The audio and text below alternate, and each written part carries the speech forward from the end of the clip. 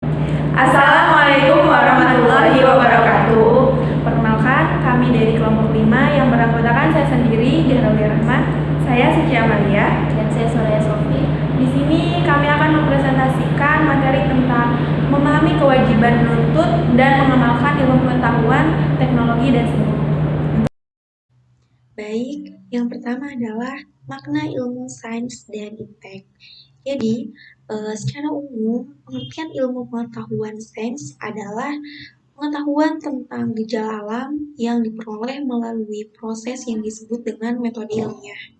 Nah, sedangkan teknologi adalah pengetahuan dan keterampilan yang merupakan penerapan ilmu pengetahuan dalam kehidupan manusia sehari-hari. Nah, sedangkan perkembangan iptek sendiri adalah hasil dari gejala langkah dan pemikiran untuk memperluas, memperdalam, dan mengembangkan iptek. Selanjutnya adalah pentingnya ilmu pengetahuan. Nah, ilmu pengetahuan ini amat penting bagi setiap individu, bahkan dapat meningkatkan martabat manusia.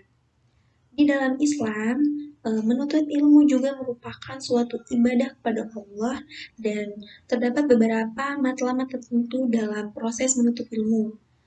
Pentingnya mempunyai ilmu adalah untuk membuktikan kekuasaan Allah SWT. Selanjutnya, dengan ilmu pengetahuan pula, manusia yang diciptakan Allah SWT sebagai khalifah di muka bumi ini mampu membuka tabir tanda-tanda zaman dan mampu memanfaatkan serta mengolah segala apa yang di bumi ini bagi kemakmuran dan kesejahteraan bersama. Dan dengan ilmu pengetahuan pula lah manusia dapat membuat sesuatu sulit menjadi mudah.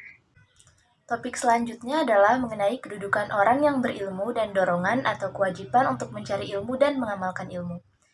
Di dalam buku Islam Disiplin Ilmu oleh Amrah Husma, ilmu dalam pandangan Islam adalah suatu kebutuhan yang harus diraih oleh setiap muslim. Karena dari ilmu, manusia dapat mengetahui hakikat kebenaran. Oleh sebab itu, kedudukan ilmu dalam pandangan Islam menurut ulama berdasarkan Al-Quran dan hadis adalah wajib. Tuntutan untuk mengamalkan ilmu yang dimiliki seorang mukmin terekam dalam Al-Quran Surat As-Saff ayat 2-3 yang berbunyi, A'udzubillahi minasyaitonirrajim, Bismillahirrahmanirrahim. Ya ayyuhalladzina amanu lima taquluna ma la taf'aluna kabura maqtan 'indallah ya'al taqulu ma la taf'alun. Begitulah tuntutan kewajiban kita sebagai hamba Allah Subhanahu wa Ta'ala yang tidak hanya wajib menuntut ilmu, namun juga dituntut untuk mengamalkan ilmu. Atau dapat menggapai keutamaan hidup di dunia dan akhirat. Maka marilah mulai mensyukuri nikmat Allah Subhanahu wa Ta'ala yang diberikan pada kita sekalian, dengan mempelajari ilmu, kemudian mengajarkannya sekaligus mengamalkannya. Kemudian topik selanjutnya mengenai tanggung jawab ilmuwan. Rasulullah SAW menjelaskan bahwa seorang ilmuwan memiliki tanggung jawab dan ia akan dimintai pertanggungjawaban atas ilmu yang dimilikinya. Dari Abu Barzah Al-Aslami, ia berkata, Rasulullah SAW bersabda, tidak bergeser kedua telapak kaki seorang hamba pada hari kiamat sehingga ia ditanya tentang umurnya, dalam hal apa ia menghabiskannya, tentang ilmunya, dalam hal apa ia berbuat, tentang hartanya, dari mana ia mendapatkannya, dan dalam hal apa yang ia memperbelanjakannya, dan tentang psikisnya, dalam hal apa ia mempergunakannya. Selanjutnya ada 7 tanggung jawab ilmuwan yang harus kita ketahui. Yang pertama, bertanggung jawab dalam hal memelihara dan menjaga ilmu agar ilmu tetap ada atau tidak hilang. Yang kedua, bertanggung jawab dalam hal memperdalam dan meraih hakikatnya agar ilmu itu menjadi meningkat. Yang ketiga, bertanggung jawab dalam mengamalkannya agar ilmu itu berbuah. Yang keempat, bertanggung jawab dalam mengajarkannya kepada orang yang mencarinya agar ilmu itu menjadi bersih atau terbayar zakatnya.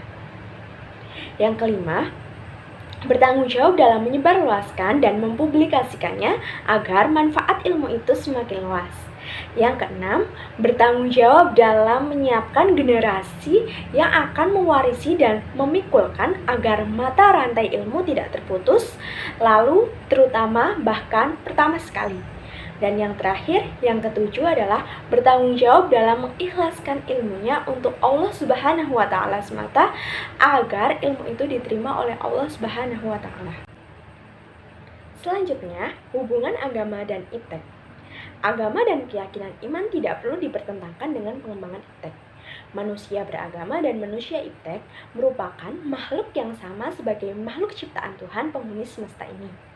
Agama seharusnya memberikan pencerahan bagi pengembangan iptek untuk mengetahui keterbatasannya.